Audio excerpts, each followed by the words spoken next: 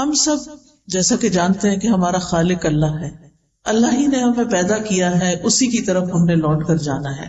اللہ سبحانہ وتعالی ہماری پیدائش کے بارے میں فرماتے ہیں وَخُلِقَ الْإِنسَانُ ضَعِيفًا، کہ انسان کمزور پیدا کیا گیا۔ اگرچہ انسان کو باقی ساری مخلوقات پر فضیلت اور شرف حاصل ہے، عزت حاصل ہے، وَلَقَدْ كَرَّمْنَا بَنِي آدم، بنو آدم کو اللہ تعالیٰ نے عزت بخشی ہے، لیکن بہرحال وہ اپنی نیچر میں کمزور بھی ہے۔ جب اس کو کوئی تکلیف آتی ہے تو وہ جزا فضا کرتا ہے، جب خوشی ملتی ہے تو بعض اوقات آپے سے باہر ہو جاتا ہے۔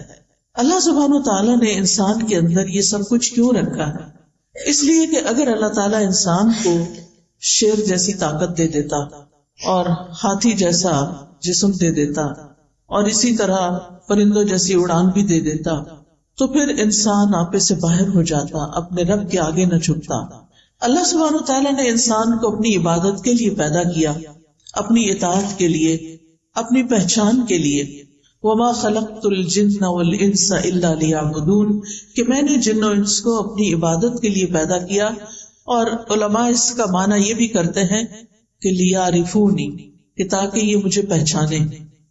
باقی تمام کائنات چاہے فرشتے ہوں یا دیگر چیزیں ہوں، وہ اپنے رب کو پہچانتی ہیں، ان کے اندر پروگرامنگ ہی ایسی کی گئی ہے کہ ان کے لیے کچھ مشکل نہیں۔ لیکن انسان کو اللہ نے جو کہ امتحان کے لیے پیدا کیا، اس کی رہنمائی اگرچہ کی، لیکن اس کے ساتھ ساتھ یہ ہے کہ صحیح معنوں میں اللہ کی پہچان اور اس کو پہچان کر، اس کی عظمت کو پہچان کر، اس کی صفات کو پہچان کر اس کے آگے جھک جانا، اپنی خوشی سے، اپنی چاہت سے، اپنی مرضی سے، اپنی چوائس سے، اس میں انسان کی عظمت رکھی گئی۔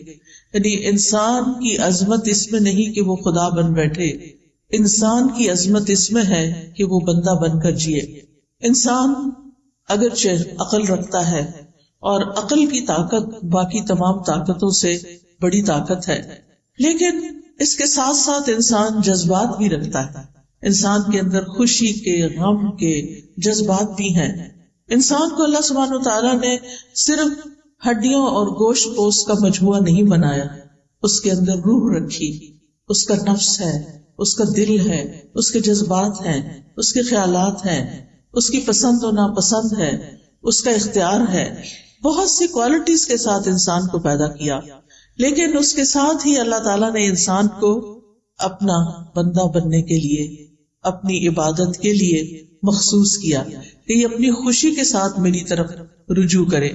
چونکہ انسان کمزور ہے، لہذا وہ ہمیشہ اپنے سے بڑی کسی ہستی کا محتاج بھی ہے، جس کا ذکر اللہ تعالیٰ قرآن مجید کی سورۃ فاطر میں کرتے ہیں، یا ایھا الناس انتم الفقراء الی اللہ، اے لوگو تم سب اللہ کے محتاج ہو، واللہ هو الغنی الحمید، اور اللہ وہ تو غنی ہے، قابل تعریف ہے۔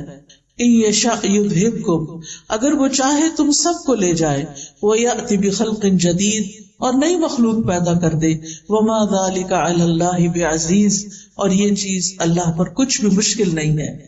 لیکن وہ ہماری کمزوریوں، ہماری کوتاہیوں، ہماری غلطیوں، ہمارے گناہوں، ہمارے جرائم، ہماری ہر چیز کے ساتھ ہمیں زندگی کی مہلت دیتا ہے، توبہ کی توفیق دیتا ہے، اپنی طرف آنے کے مواقع فراہم کرتا ہے۔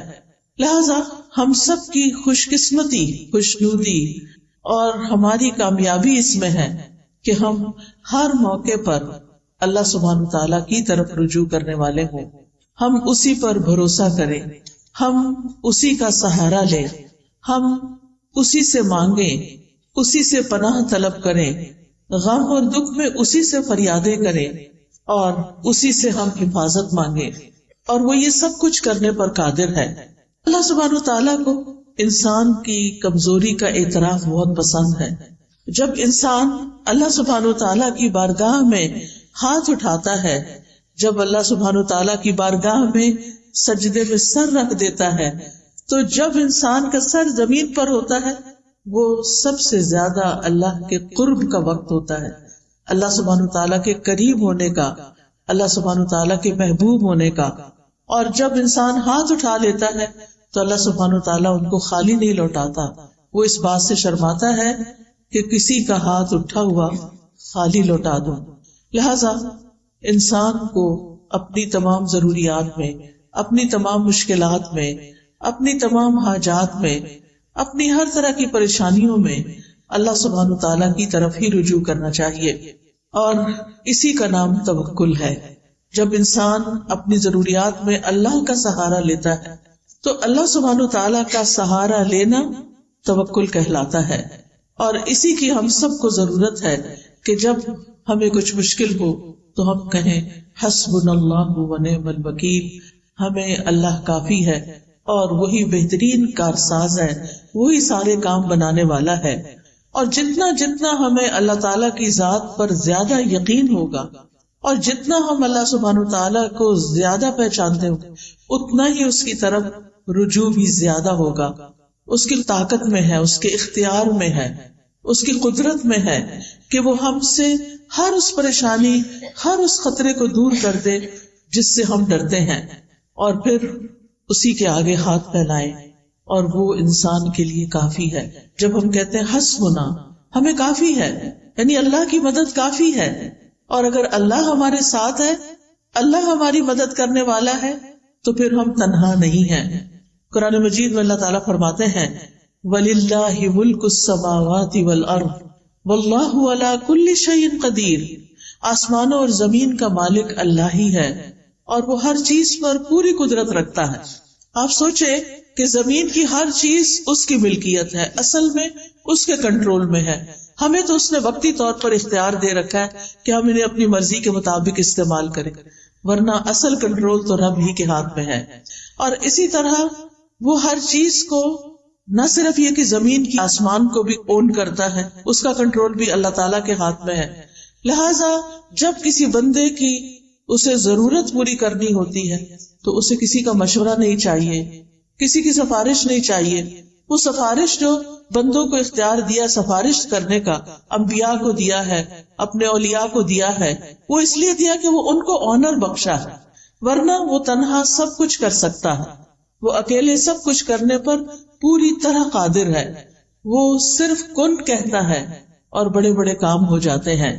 تبارک الذی بیدہ الملک وہو علی کل شیء قدیر. بہت برکت والا ہے وہ کہ تمام بادشاہی صرف اور صرف اس کے ہاتھ میں ہے اور وہ ہر چیز پر پوری قدرت رکھتا ہے. رب المشرق والمغرب لا الہ الا ہو فاتخذہ وکیلا.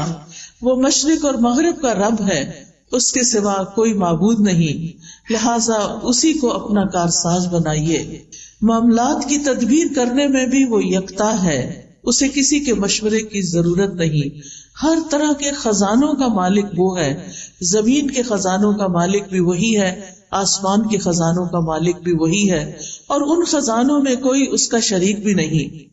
ابو ذر غفاری رضی اللہ عنہ سے روایت ہے کہ نبی صلی اللہ علیہ وسلم اپنے رب تبارک و تعالی سے روایت کرتے ہیں کہ بے شک وہ فرماتا ہے اے میرے بندو تم سب گمراہ ہو سوائے اس کے جسے میں ہدایت دوں، پس تم مجھ سے ہدایت مانگو میں تمہیں ہدایت دوں گا. اے میرے بندو تم سب بھوکے ہو سوائے اس کے کہ جسے میں کھلاؤں، پس تم مجھ سے کھانا مانگو میں تمہیں کھلاؤں گا. اے میرے بندو تم سب دن رات گناہ کرتے ہو اور میں سارے گناہوں کو بخشتا ہوں، تو تم مجھ سے بخشش مانگو میں تمہیں بخش دوں گا. اے میرے بندو اگر تمہارے اولین و آخرین اور جن و انس ایک صاف چٹیل میدان میں کھڑے ہو کر مجھ سے مانگنے لگے اور میں ہر ایک کو جو وہ مجھ سے مانگے عطا کر دوں، تو پھر بھی میرے خزانوں میں کمی نہیں ہوگی مگر جتنی سمندر میں سوئی ڈال کر نکالنے سے کمی آتی ہے. یعنی اللہ سبحانہ تعالیٰ کے پاس ایسے خزانے موجود ہیں کہ اگر پوری دنیا کے تمام لوگ ایک میدان میں کھڑے ہو جائیں اور وہ اپنی ساری ضروریات مانگے اور اللہ تعالیٰ سب کو عطا کر دے تو بھی اس کے خزانے میں اتنی کمی نہیں ہوتی جتنی سمندر میں سوئی ڈال کر باہر نکالنے سے پانی میں کمی ہوتی. اللہ سبحانہ تعالیٰ کے پاس اتنا کچھ ہے. اور پھر یہ کہ کنٹرول بھی اسی کا، نگہبانی بھی اسی کی، وہی خیر پہنچانے پہ قادر ہے، اور تکلیف پہنچانے پہ بھی قادر ہے. سورۃ الانعام میں آتا ہے وَإِن يَمْسَسْكَ اللَّهُ بِضُرٍّ فَلَا كَاشِفَ لَهُ إِلَّا هُوَ وَإِن يَمْسَسْكَ بِخَيْرٍ فَهُوَ عَلَى كُلِّ شَيْءٍ قَدِيرٌ. اور اگر اللہ تجھے کوئی تکلیف پہنچائے تو اس کے سوا کوئی دور کرنے والا بھی نہیں، اور اگر وہ تجھے کوئی بھلائی پہنچائے تو وہ ہر چیز پر پوری طرح قادر ہے، یعنی وہ ایسا کر سکتا ہے، ہر طرح کے نفع اور نقصان کا مالک ہے. نبی صلی اللہ علیہ وسلم نے فرمایا جان رکھو اگر ساری امت مل کر بھی تمہیں نفع پہنچانا چاہے تو وہ تمہیں نفع نہیں پہنچا سکتی سوائے اس کے جو اللہ نے تمہارے لیے لکھ دیا، اور اگر ساری دنیا کے لوگ مل کر تمہیں کوئی نقصان دینا چاہیں تمہیں کوئی نقصان نہیں دے سکتا سوائے اس کے جو اللہ نے تمہارے لیے لکھ دیا. جو تمہارے مقدر میں ہے تمہارے امتحان کے لیے، تمہاری آزمائش کے لیے، وہ تو پہنچے گی تکلیف، لیکن ادروائز انسان تمہارے خلاف کتنی بھی سازشیں کرے وہ کامیاب نہیں ہو سکتے سوائے اس کے کہ اللہ کا اذن ہو کہ کسی بندے کو اس نے کیسے آزمانا ہے. کیونکہ کائنات کی ہر چیز پر حکم اسی کا چلتا ہے، تمام معاملات اسی کی طرف لوٹ کر جاتے ہیں. کلمہ کن کا صرف وہ اکیلا مالک ہے، اس کی طاقت اور قدرت کے بغیر کچھ بھی ممکن نہیں. اسی لیے ہم کہتے ہیں لا حول ولا قوت الا باللہ. نہ کسی دکھ کو، غم کو، پریشانی کو دور کرنے کی طاقت کسی میں ہے، اور نہ ہی کوئی نیکی کرنے کی اور خیر حاصل کرنے کی قوت کسی میں ہے سوائے اس کے کہ جو اللہ کرے، اور اللہ کے سوا کوئی اور کسی چیز کا حقیقی مالک نہیں. آج ہمارے پاس جو کچھ ہے، کوئی سونا چاندی ہے، کوئی روپیہ پیسہ ہے، اولاد ہے، گھر ہے، جو بھی چیزیں ضروریات زندگی کی اللہ نے ہمیں دے رکھی ہیں، یہ بس وقتی طور پر ہے، بس چند دن کے لیے ہیں. جو ہی ہماری آنکھ بند ہوگی سب کچھ یہیں چھوڑ کے جانا ہے، اور جب دنیا کا آخری انسان بھی ختم ہو جائے گا تو پھر صرف اللہ ہی کی ذات باقی ہوگی. وَلِلَّهِ مِيرَاثُ السَّمَاوَاتِ وَالْأَرْضِ. آسمانوں اور زمین کی ساری میراث، ساری وراثت تو صرف اللہ ہی کی ہے. سب نے چھوڑ کر جانا ہے، ساتھ کسی نے کچھ نہیں لے کے جانا. اصل حقیقی مالک تو وہی ہے، لہذا اس کے سوا سارے سہارے کمزور ہیں. بعض اوقات ہم انسانوں کو اپنا سہارا سمجھتے ہیں. ایک عورت یہ سمجھتی ہے کہ اس کا شوہر اس کے لیے سب کچھ ہے، بڑی ہو جاتی ہے، شوہر چھوڑ کے جاتا ہے تو وہ سمجھتی ہے اولاد ہی سب کچھ ہے. لیکن آپ نے دیکھا ہوگا کہ بعض لوگوں کے ایسے یہ سہارے ہیں ہی نہیں، شادی ہی نہیں ہوئی، یا ہوئی تو شوہر ساتھ چھوڑ کے چلا گیا، یا دنیا میں بھی ہے تو ساتھ چھوڑ کے چلا گیا ہے، بچے ہیں تو وہ اپنی اپنی دنیا میں مشغول ہیں. تو پھر باقی کون ہے ہمارے لیے؟ ہمارا رب ہی تو ہے. اور اگر ہمارا اس کے ساتھ تعلق درست ہو جاتا ہے، ہمارے دل میں رب کی محبت ہر چیز سے زیادہ ہو جاتی، تو پھر کبھی ہمیں تنہائی کا احساس بھی نہیں ہوگا. ہر معاملے کے اندر ہمیں پھر پورا یقین ہوگا کہ وہ ہے جو ہمارا کام بنا دے گا. اور اللہ سب کا بنا دیتا ہے، وہ روزی پہنچاتا ہے، وہ ضروریات پوری کرتا ہے، وہ مشکلات آسان کرتا ہے. اور اس معاملے میں ایک مومن اللہ پر توکل کرتا ہے. توکل کیا ہوتا ہے؟ کہ اپنی بے بسی کا اظہار کرنا اور اپنے علاوہ کسی اور پر اعتماد کرنا. اور سب سے بڑا اعتماد کے قابل تو صرف ہمارا رب جس نے ہمیں پیدا کیا، وہی جس کی طرف ہمیں واپس جانا ہے. یعنی دنیا اور آخرت کے جتنے بھی فائدے ہیں یا جتنے بھی نقصانات ہیں، ان سب کے معاملے میں صرف اور صرف اللہ رب العزت کی ذات پر بھروسہ کرنا، اور یہ ایمان رکھنا کہ اللہ کے سوا کوئی نہیں دے سکتا، نہ کوئی روک سکتا ہے، نہ کوئی نقصان دے سکتا ہے، اور نہ کوئی فائدہ پہنچا سکتا ہے. حتیٰ کہ ہمارے ماں باپ بھی، ہمارے بہن بھائی بھی، ہمارے عزیز قریب بھی اسی وقت ہمیں کچھ فائدہ پہنچا سکتے ہیں جب اللہ ان کے دل میں ڈالتا ہے. اصل قوت اللہ ہی کی ہوتی. آپ نے کبھی تجربہ کیا ہوگا کہ کچھ وقت ایسا ہوتا ہے کہ ہمارے پیارے ہمارے بڑے قریب ہوتے ہیں، اور کبھی کبھی وہی نگاہیں پھیر لیتے ہیں. رات ہی کوئی خاتون مجھ سے ذکر کر رہی تھی کہ ان کی بیٹی نے 10 سال شادی نہیں کی، کہ میں نے کسی خاص اسی بندے سے شادی کرنی ہے جس کو وہ پسند کرتی تھی. کہتی 10 سال اس نے سٹینڈ لیا، باپ مانتا ہی نہیں تھا، خاندان مانتا نہیں تھا، لیکن اس لڑکی نے کہا اگر نہیں شادی کریں گے تو شادی نہیں کروں گا. اتنی محبت، دونوں میں ہی بڑی محبت. لڑکے نے بھی شادی نہیں کی، اس نے بھی شادی نہیں کی. شادی ہوئی ہے، 8-10 سال بڑے اچھے گزرے ہیں، اور پھر لڑکے کی نگاہیں بدل گئی اور عورتوں میں دلچسپی لینی شروع کر دی، اور لڑکی ہے کہ غم کے مارے اس کا برا حال ہے۔ ہر نعمت اللہ نے اس کو دی، لیکن اس کو دنیا کی کوئی چیز اچھی نہیں لگتی۔ ہوتا یہی ہے جب ہم اللہ سے بڑھ کر کسی کو چاہتے ہیں، جب اللہ سے زیادہ کسی سے محبت ہو جائے، جب اللہ سے زیادہ کسی کو سہارا سمجھنے لگے، تو اللہ سبحانہ وتعالیٰ دنیا میں ہمیں دکھاتا ہے کہ دیکھو یہ کام کے نہیں ہے۔ اللہ تعالیٰ کو غیرت آتی ہے اس بات پر کہ بندہ اللہ سے بڑھ کر کسی اور سے محبت کرے، لہذا وہ بندہ ہی انسان کو توڑ دیتا ہے، وہ بندہ ہی انسان کو چھوڑ دیتا ہے، اور پھر باقی کون ہوتا ہے؟ صرف اللہ ہی ہوتا ہے۔ لہذا ہم سب کا فائدہ اسی میں ہے، چاہے ساری دنیا ہم سے محبت کرنے والی ہو، لیکن ہم پھر بھی صرف اللہ کی طرف رجوع کرنے والے۔ محبت کرنے والوں سے محبت ضرور کریں، لیکن اللہ سے بڑھ کر نہیں، جس نے ہمیں سب کچھ دیا ہے۔ ہمارا سب کچھ اسی کے لیے ہونا چاہیے جس نے ہمیں یہ سب کچھ عطا کیا ہے۔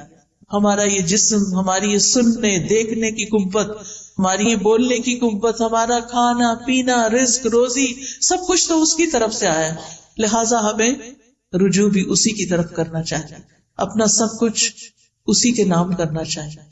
حیاتی کلہ للہ، اپنی ساری زندگی اسی کے لیے وقف کرنی چاہیے، اسی کو راضی کرنے کے لیے، اسی کو خوش کرنے کے لیے۔ لہٰذا یہ یقین رکھنا بے حد ضروری ہے کہ اللہ ہی ہمارے لیے کافی ہے۔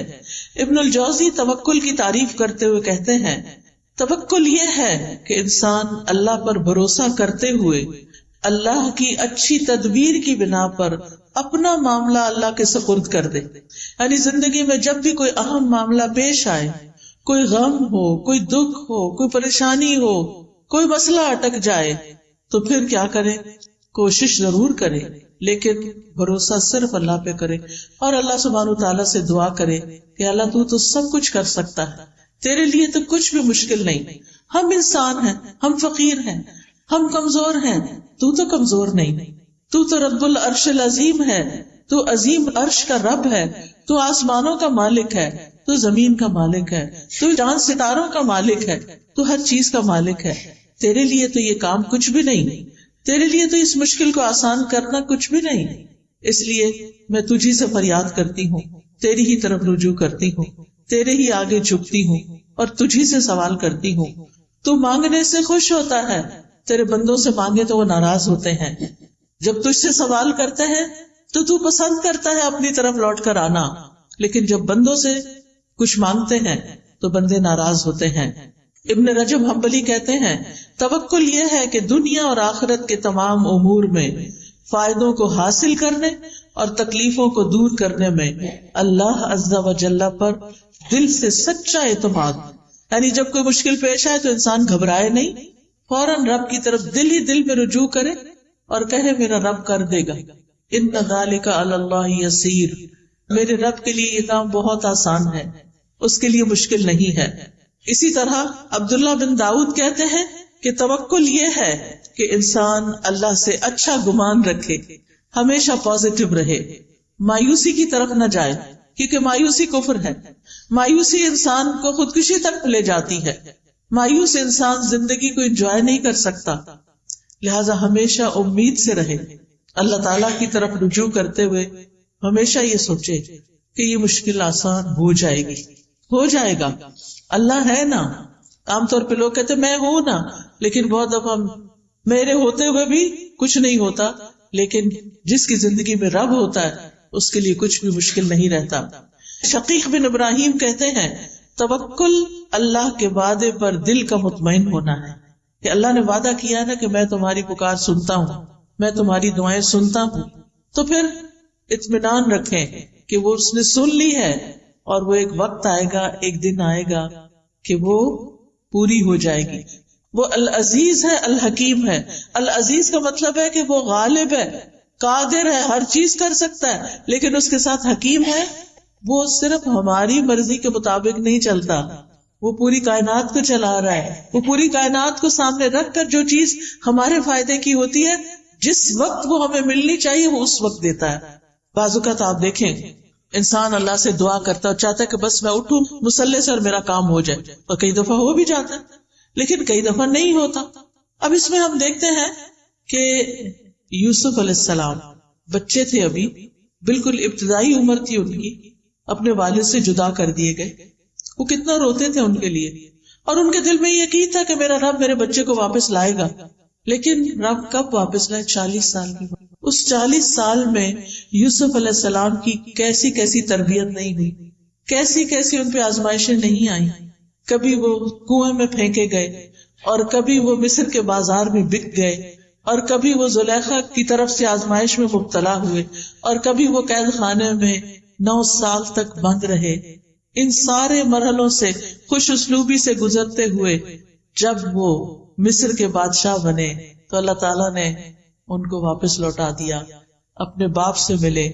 اب کس شان سے ان کے والد آتے ہیں، کس شان سے ان کے بھائی آتے ہیں کہ ان سب کو اپنے تخت پر بٹھاتے ہیں اور بھائی ان کے سامنے جھک جاتے ہیں. یہ ایک وقت چاہیے تھا ان کو واپس لوٹانے کے لیے کہ اللہ سبحانہ تعالیٰ کے فیصلے زیادہ بہتر ہوتے ہیں. بعض اوقات ہم یہ چاہتے ہیں بس ہمارا بچہ ہمارے پاس ہی رہ کے ادھر ادھر نہ جائے، پتہ نہیں اس کو کیا ہو جائے گا. لیکن جو اللہ پہ بھروسہ کرتے ہیں وہ بھیج دیتے ہیں. میں نے تو اللہ کے حوالے کیا. اللہ نے یوسف علیہ السلام کی حفاظت کی تھی، پورے مصر میں ایک بھی ان کے سوا مسلمان نہیں تھا. اللہ حفاظت کرے گا. موسیٰ علیہ السلام کی والدہ نے کیا کیا تھا؟ دودھ پیتے بچے کو باسکٹ میں ڈال کے سمندر کے حوالے کر دیا. کوئی آسان نہیں تھا، لیکن توکل نہ ہوتا تو ایسا نہ کر سکتی. ہر شخص کی زندگی میں ایسے مرحلے آتے ہیں کہ جب اس کو اپنا بچہ، اپنی پیاری چیز، اپنی قیمتی چیز اپنے پاس سے نکال کے اللہ کے حوالے کرنا پڑتی. ایسے میں بڑے بڑے ڈیسیژن جو رسک پر مبنی ہوتے ہیں انسان صرف اس وقت لے سکتا ہے جب اللہ پہ توکل کرتا ہے. ابراہیم علیہ السلام کو آپ دیکھیے کہ کس طرح ان کے لیے آگ کا الاؤ تیار کیا گیا، آگ کا الاؤ تیار کیا گیا. اور جبریل علیہ السلام آتے ہیں کہ میری ہیلپ چاہیے، کہتے ہیں حسبی اللہ و نعم الوکیل، میرے لیے اللہ کافی ہے اور وہ بہترین کارساز ہے. اور کس طرح اللہ تعالیٰ نے آگ کو گل و گلزار بنا دیا. وَقُلْنَا يَا نَارُ كُونِي بَرْدًا وَسَلَامًا عَلَىٰ إِبْرَاهِيمَ، ہم نے کہا اے آگ ابراہیم کے لیے ٹھنڈی ہو جا اور سلامتی والی ہو جا. اور کس طرح اس آگ میں جا کر بھی وہ صحیح سلامت نکل آئے. یہ ان کا اللہ کی ذات پر مکمل بھروسہ تھا. انسان کسی ایسی بیماری میں مبتلا ہو جائے کہ جس سے شفا کی امید نہ ہو، پھر بھی امید نہ چھوڑے، کیونکہ شفا تو اللہ کے ہاتھ میں ہے نا، وہ سب کچھ کر سکتا ہے. اور کئی بار ایسے ہوتا ہے کہ کومے میں جانے کے بعد کئی دن تک، مہینوں تک بے ہوش رہنے کے بعد لوگ ہوش میں آتے ہیں اور سال ہر سال کو جیتے بھی ہیں. سبحان اللہ، یہ اللہ کے کام ہے. یہ معجزات اللہ تعالیٰ ہمیں دکھاتا ہے کہ اللہ تعالیٰ کے لیے کچھ بھی مشکل نہیں. زکریا علیہ السلام نے کس طرح ساری زندگی امید نہیں چھوڑی اور اللہ تعالیٰ سے مانگتے رہے، اور کس بڑھاپے میں کہ ان کے سارے بال سفید ہو چکے تھے، ان کی بیوی بھی بانجھ تھی، کیسے اللہ نے ان کو یحییٰ علیہ السلام جیسی اولاد عطا کی. کیا دکھایا؟ اللہ سب کچھ کر سکتا ہے. اللہ بوڑھی عورت کو بھی اولاد دے سکتا ہے. اللہ تعالیٰ کے لیے کچھ بھی مشکل نہیں، رب کے لیے کچھ بھی مشکل نہیں. لہٰذا جب کبھی مشکل میں آئے، جب کبھی تکلیف ہو تو اللہ کی طرف رجوع کریں. اللہ تعالیٰ کی کفایت جو ہے وہ عام بھی ہے اور خاص بھی ہے. عام کفایت یہ ہے کہ عام لوگوں کو زندگی کے معاملات میں، دین دنیا کے معاملات میں جو پریشانیاں ہوتی ہیں ان میں اللہ تعالیٰ ان کے لیے کافی ہو جاتا ہے، ان کو فائدہ بھی پہنچاتا ہے اور ان سے نقصان بھی دور کرتا ہے. لیکن خاص کفایت ایسی ہے کہ جس میں اللہ تعالیٰ اپنے متقی اور متوکل بندوں کی ایسی کفایت کرتا ہے جس سے اللہ تعالیٰ ان کے مشکل ترین معاملات کو بھی آسان کر دیتا ہے.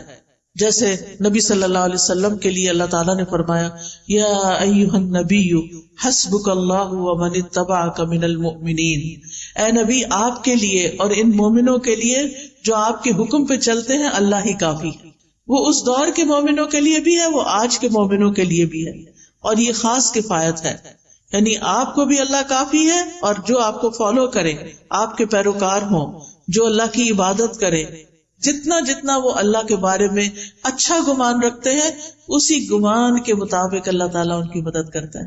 وہ آتا ہے نا حدیث میں کہ میں بندے کے ساتھ اس کے گمان کے مطابق معاملہ کرتا ہوں. تو اگر ہمارا گمان یہ ہو کہ اللہ تعالیٰ سب کچھ کر سکتا ہے، اللہ تعالیٰ کے لیے کچھ بھی مشکل نہیں، اور اس کے ساتھ ساتھ ہم اس سے امید بھی رکھتے ہیں، دعائیں بھی کرتے ہیں، اس کی عبادت بھی کرتے ہیں، اس کے آگے جھکتے بھی ہیں، اس پہ توکل کرتے ہیں، اس سے تقویٰ کرتے ہیں، تو الیس اللہ بکاف عبدہ، کیا اللہ اپنے بندے کے لیے کافی نہیں؟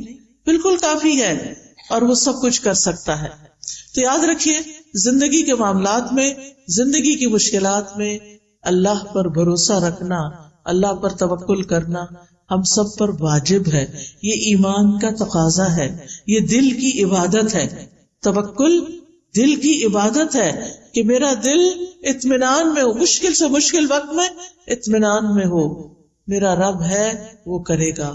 اور توکل سے بڑا کوئی مقام نہیں ہے. یعنی توکل ایمان کا خلاصہ ہے. اللہ تعالیٰ نے نبی صلی اللہ علیہ وسلم کو حکم دیا فَتَوَكَّلْ عَلَى اللَّهِ إِنَّكَ عَلَى الْحَقِّ الْمُبِينِ، آپ اللہ پہ بھروسہ کیجئے، آپ یقیناً واضح حق پر ہیں.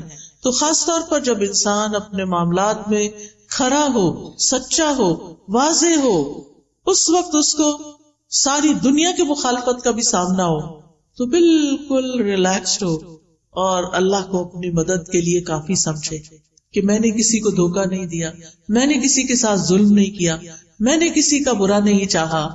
اللہ تعالیٰ میرا برا نہیں کرے گا، وہ میرے ساتھ اچھا ہی کرے گا. اللہ تعالیٰ کے ساتھ پھر انسان حسن ظن رکھے.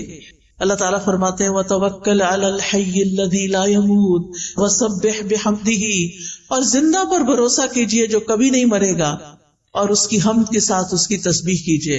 اور پھر وَعَلَى اللَّهِ فَلْيَتَوَكَّلِ الْمُتَوَكِّلُونَ، بھروسہ کرنے والوں کو اللہ ہی پر بھروسہ کرنا چاہیے، کیونکہ وَكَفَى بِرَبِّكَ وَكِيلًا، تیرے رب کا کارساز ہونا بالکل کافی ہے، اور وہ بندے کو ہر وقت میں کافی ہے، دن ہو یا رات ہو، صبح ہو یا شام ہو، اچھے حالات ہو یا تکلیف دہ حالات ہو، صحت ہو یا بیماری ہو، ہر حال میں وہ کافی ہے. وَكَفَى بِرَبِّكَ هَادِيًا وَنَصِيرًا، انسان کو کسی معاملے میں رہنمائی چاہیے. بعض ڈیسیژن مشکل ہوتے ہیں، کبھی انسان کسی سے مشورہ کرتا ہے، کسی سے کرتا ہے، کرنے چاہیے مشورے، لیکن اس کے بعد اپنے رب پہ بھروسہ کر کے، توکل کر کے فیصلہ کر لینا چاہیے. کیونکہ اگر توکل کی کمی ہو تو انسان کے اندر کمزوری ہوتی ہے اور وہ زندگی میں آگے نہیں بڑھ سکتا، خود بھی پریشان رہتا ہے اور دوسروں کو بھی پریشان رکھتا ہے. اور یاد رکھیے یہ توکل ایمان کی علامت ہے. وَعَلَى اللَّهِ فَلْيَتَوَكَّلِ الْمُؤْمِنُونَ، توکل بڑھتا کیسے ہے؟ جب انسان اللہ تعالیٰ کو پکارتا ہے، اس سے دعا کرتا ہے، اس کا ذکر کیا جاتا ہے تو اس ذکر کو توجہ سے سنتا ہے، اس کی یاد پر اس کا دل کانپ اٹھتا ہے، وہ قرآن کی آیات پڑھتا اور سنتا ہے. لہذا ہر حال میں اللہ سبحانہ وتعالیٰ پر بھروسہ. ہم انبیاء کی زندگی کو دیکھتے ہیں. ہود علیہ السلام نے اللہ پر توکل کیا. سورۃ ہود میں آتا ہے انی توکلت علی اللہ ربی و ربکم، میں نے اپنے رب پر بھروسہ کیا جو میرا بھی رب ہے اور تمہارا بھی رب ہے. نوح علیہ السلام نے اللہ پر توکل کیا. وہ کہتے ہیں کہ فعلی اللہ توکلت، میں نے اللہ پہ بھروسہ کیا ہے. تم جو میری کوئی بات نہیں مانتے اور میری نصیحت کو تم اپنے لیے بڑا بوجھل سمجھتے ہو اور میری مخالفت کرتے ہو، تو میں اس معاملے میں صرف اللہ پہ بھروسہ کر کے اپنا کام جاری رکھے ہوئے ہوں. ابراہیم علیہ السلام نے تو آپ نے ابھی سنا کہ کس طرح ان کو آگ میں ڈالا گیا تو اللہ ہی پر بھروسہ کیا. موسیٰ علیہ السلام نے بھی اللہ پہ بھروسہ کیا.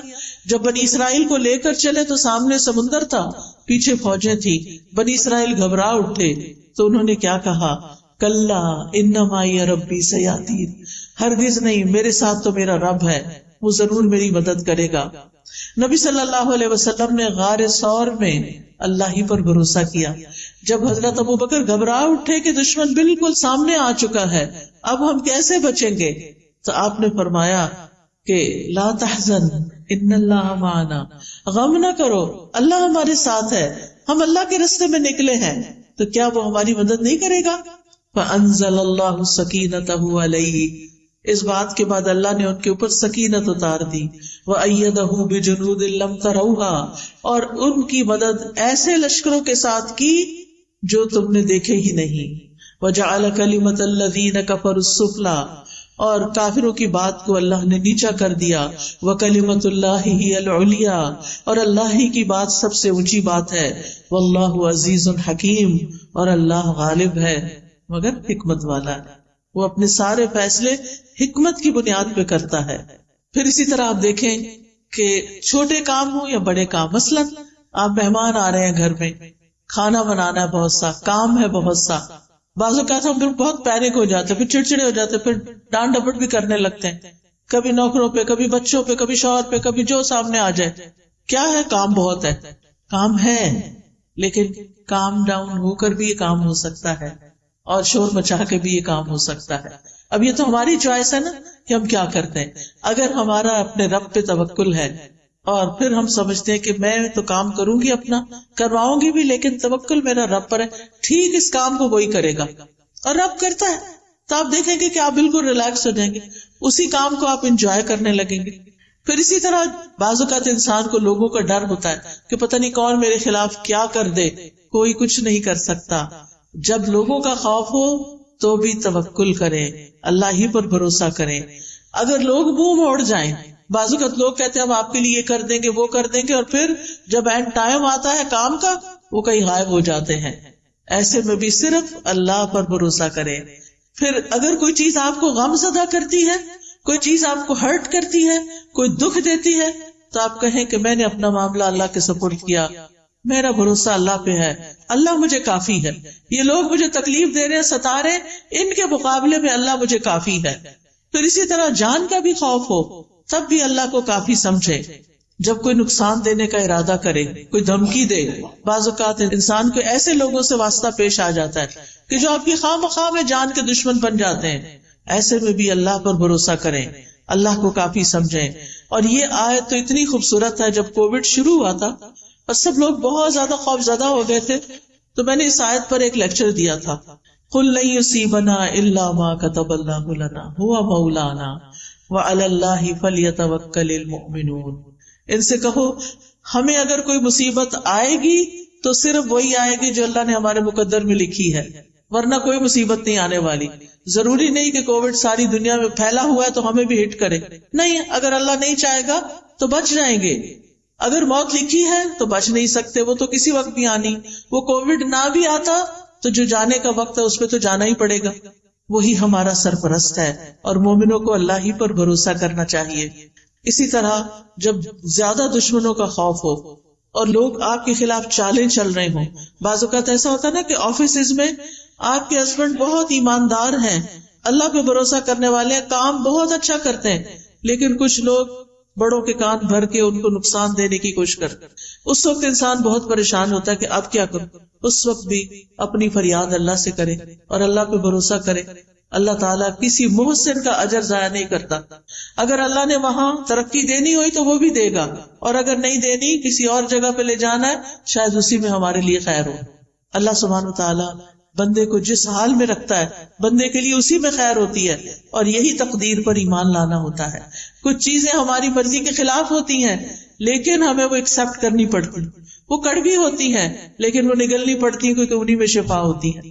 تو اس لیے کبھی بھی اللہ تعالیٰ سے ناراض نہیں ہونا چاہیے، اور جب مدد چاہیے تو اللہ ہی سے مدد مانگے، جب کوئی اذیت دے تو اللہ کو کافی سمجھے، اگر لوگ الزام لگائیں تو بھی اللہ کو کافی سمجھیں۔ نبی صلی اللہ علیہ وسلم نے فرمایا، ایک کہانی ہے یہ، ایک بچہ اپنی ماں کا دودھ پی رہا تھا تو ایک آدمی ایک عمدہ سواری پر بہترین لباس پہنے ہوئے وہاں سے گزرا، تو اس بچے کی ماں نے کہا، اے اللہ میرے بیٹے کو اس جیسا بنا دے۔ وہ اچھا لگا تو کہا، ہر ماں کی خواہش ہوتی ہے کہ میرا بچہ بھی کامیاب انسان کی طرح ہو۔ بچے نے دودھ چھوڑ کر سوار کی طرف دیکھا اور دیکھتا رہا، پھر وہ بچہ کہنے لگا، اللہ مجھے اس جیسا نہ بنانا۔ پھر وہ ایک لونڈی کے پاس سے گزرے، یعنی ماں بیٹا، جسے لوگ مارتے ہوئے کہہ رہے تھے کہ تو نے زنا کیا ہے، تو نے چوری کی ہے۔ وہ جواب میں کہتی، حسبی اللہ و نعم الوکیل، یعنی میں نے نہیں کی، اب میرا کوئی مددگار نہیں، میرے لیے اللہ کافی ہے اور تو بہترین کارساز ہے۔ اس بچے کی ماں نے کہا اے اللہ تو میرے بیٹے کو اس عورت کی طرح نہ بنانا. بچے نے پھر دودھ پینا چھوڑا, اس عورت باندی کی طرف دیکھا اور کہنے لگا اللہ مجھے اس جیسا بنا دے. بچے نے کہا بے شک وہ پہلا آدمی جابر تھا, ظالم تھا, تو میں نے کہا اللہ مجھے اس جیسا نہ بنانا. اور یہ عورت جسے یہ لوگ کہہ رہے تھے کہ تو نے زنا کیا, نہ اس نے زنا کیا تھا نہ چوری کی, تو میں نے اس لیے کہا کہ اللہ مجھے اس جیسا بنا دے. کہانی کا مطلب کیا ہے کہ اگر کوئی آپ پر الزام لگائے تو اللہ تعالی دودھ پیتے بچے کو بھی آپ کے حق میں کھڑا کر سکتا ہے اور آپ کی صفائی اس کے ذریعے بھی پیش ہو سکتی ہے. اللہ کافی ہے نا. وہ اللہ کو پکار رہی تھی, کوئی آگے نہیں بڑھا اس کی مدد کے لیے. ایک راہ چلتی ایک عام سی عورت کا بچہ دودھ چھوڑ کے بول رہا ہے اس عورت نے چوری نہیں کی, اس عورت نے زنا نہیں کیا, تو بری ہو گئی. کیونکہ اگر کوئی بڑا کہتا نا, کوئی اس کی بات نہ مانتا, تو بچے تو بولتے نہیں, تو اللہ نے ایک بچے کو بلوا کے اس کا دفاع فرمایا. پھر اسی طرح آپ دیکھیں کہ بعض اوقات زندگی میں ہمیں کچھ ایسے فیصلے کرنے پڑتے ہیں جو ہمیں پسند نہیں ہوتے, ہمارے لیے بڑے مشکل ہوتے ہیں. مثال کے طور پر بعض اوقات خاندان کے اندر لڑائیاں ہو جاتی ہیں, آپس میں رشتے دار کٹ جاتے ہیں, پھر کوئی بیچ میں پڑتا ہے اور وہ آ کے کہتا ہے صلح کر لو. ہم کہتے نہیں اگر ہم نے صلح کی تو پھر ہمیں وہی مشکل دیکھنی پڑے گی. ایسے موقع پر بھی اللہ پر بھروسہ کریں, لوگوں کو معاف کر دیں, اللہ پہ توکل کریں. کوئی کچھ نقصان نہیں دے سکتا جب تک اللہ نہ چاہے. اگر کسی چیز سے بدشگونی ہو, بدشگونی کا کیا ہے, جیسے لوگ کہتے کالی بلی گزر گئی یا یہ پرندہ اڑ کے الٹی طرف چلا گیا ہے, یعنی مختلف چیزوں سے شگون لیتے ہیں.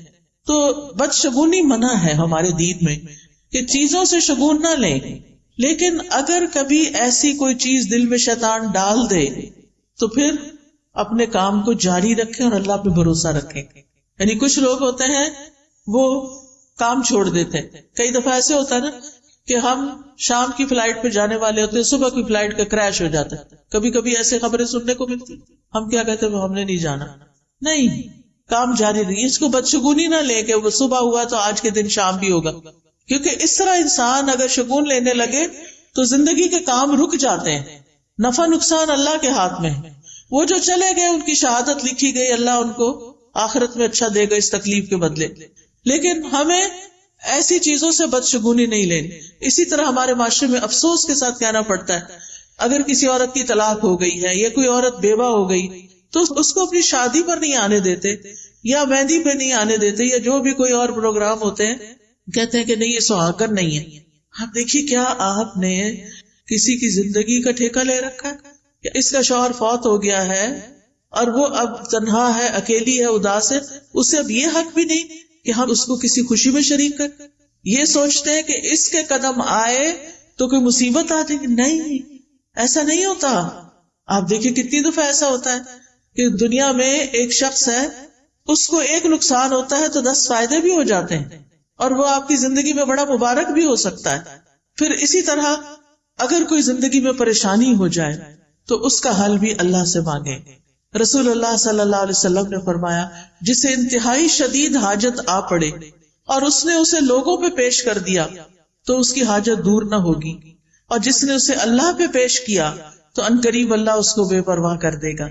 یا تو جلد ہی موت آ جائے گی, دنیا کے بکھیڑوں سے جان چھٹ جائے گی, یا پھر جلد ہی اللہ تعالیٰ اس کو غنی کر دے گا, اس کی ضرورت پوری کر دے گا.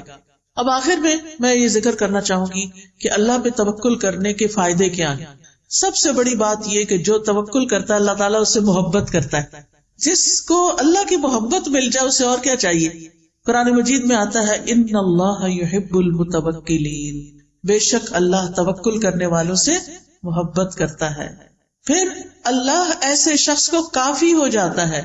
سورۃ طلاق میں آتا ہے وَمَن يَتَوَکَّلْ عَلَى اللَّهِ فَهُوَ حَسْبُهُ, جو اللہ پہ بھروسہ کر لیتا ہے اللہ تعالیٰ اس کے لیے کافی ہو جاتا ہے. وَتَوَکَّلْ عَلَى اللَّهِ وَكَفَى بِاللَّهِ وَکِیلًا, اللہ پہ بھروسہ کرے, اللہ ہی کافی ہے کارساز. پھر اللہ کے علاوہ کسی کی مدد کی ضرورت نہیں رہتی. توکل انسان کو بہادر بنا دیتا ہے. توکل انسان کو ترقی کے راستے پہ لے جاتا ہے, وہ اپنے ڈیسیژن آسانی سے کر سکتا ہے. توکل انسان کو مستقبل کے خوف سے بچاتا ہے, وہم میں پڑنے سے بچاتا ہے. شیطان کے مقابلے میں حفاظت انسان کو مل جاتی, کیونکہ شیطان جو ہے وہ انسان کے دل میں وسوسے ڈالتا ہے، خوف ڈالتا ہے.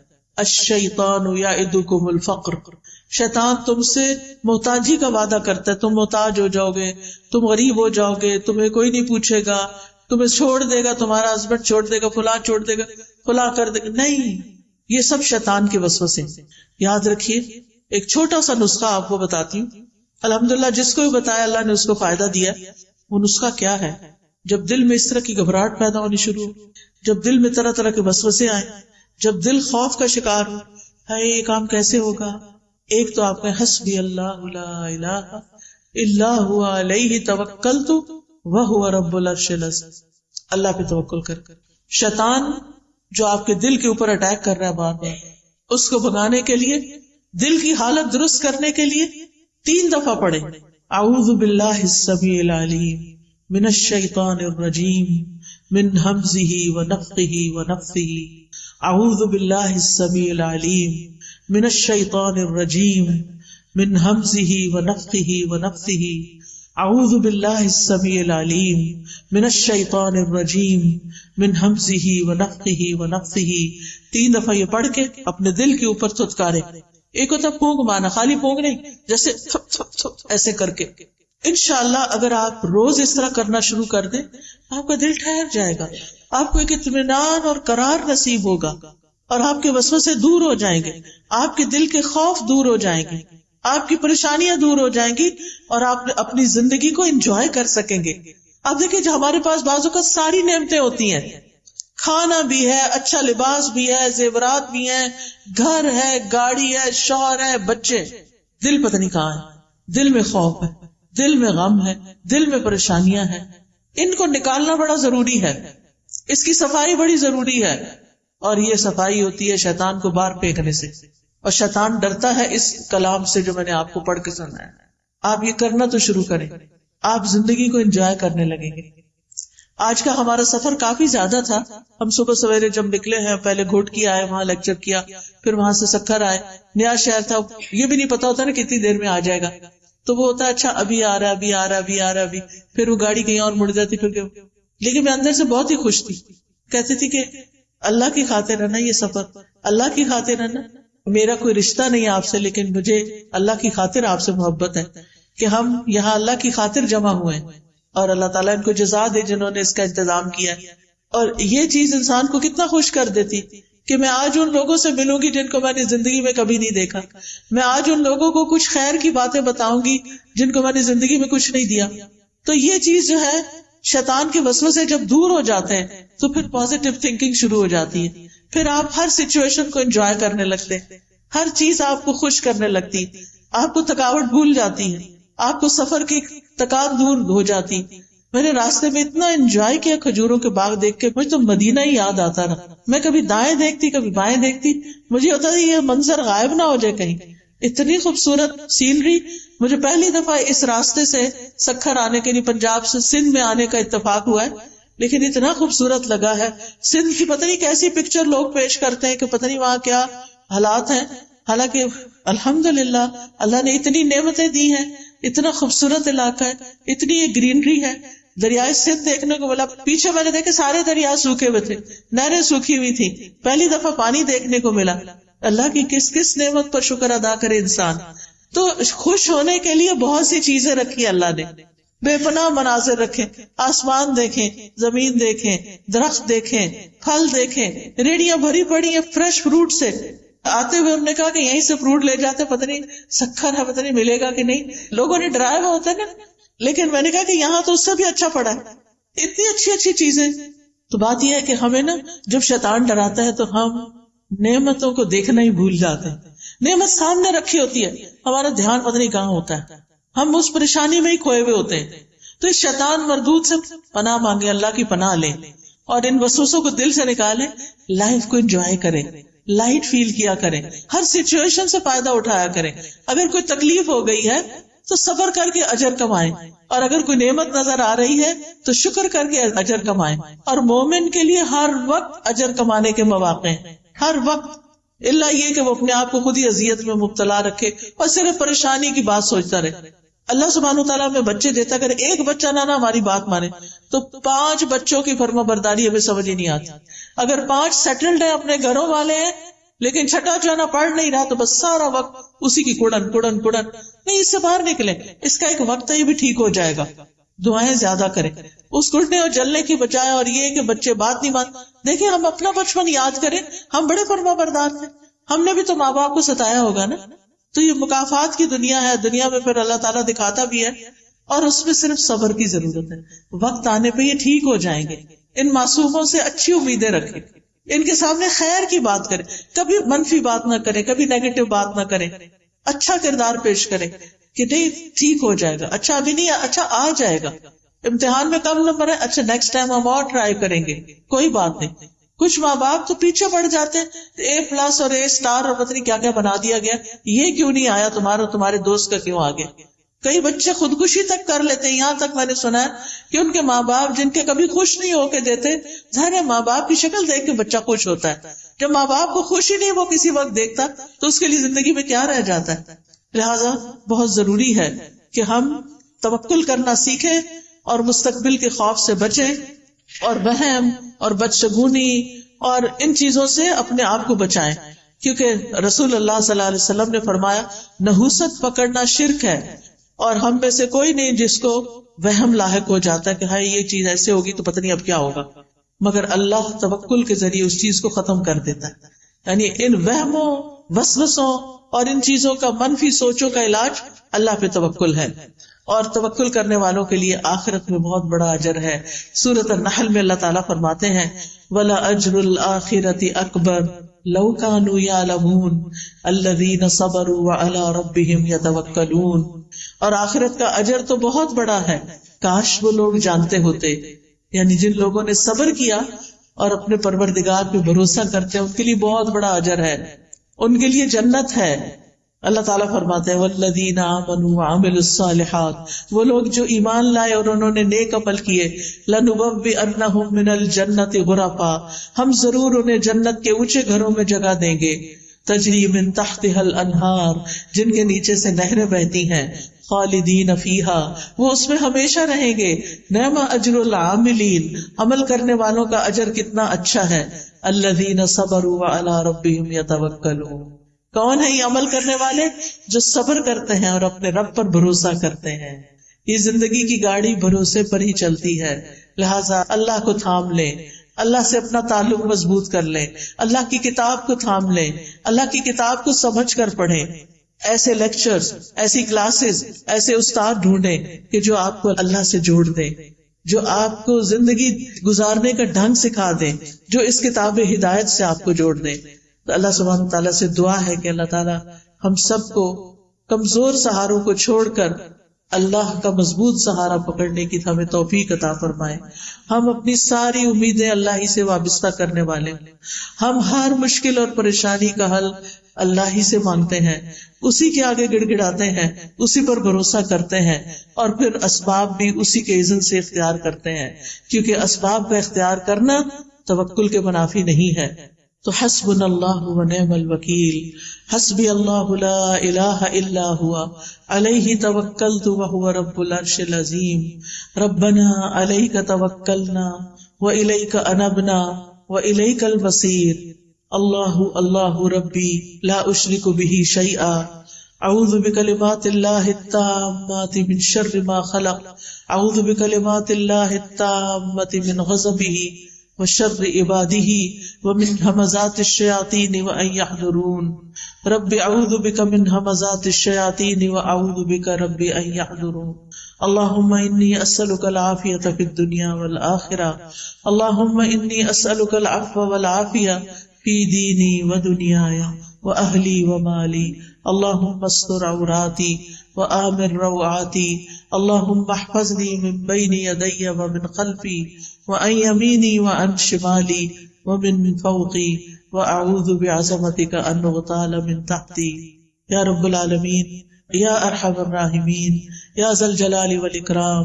اللہم صل وسلم علی سیدنا محمد صلی اللہ علیہ وسلم.